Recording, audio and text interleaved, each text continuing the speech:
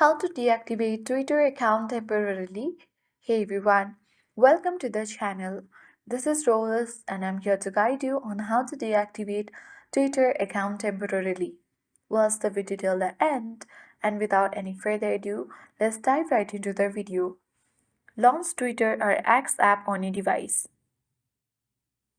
Make sure to log in to your account. Now head towards profile at top left corner of the screen. Choose Settings and Support and then tap Settings and Privacy. After that, from Settings page, select your account from top of the screen and select Deactivate Account option. Now here you need to read all the information and then proceed towards Deactivate.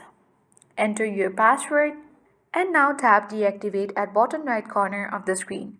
If you are sure you want to deactivate your account temporarily, select Yes, Deactivate and deactivate your account.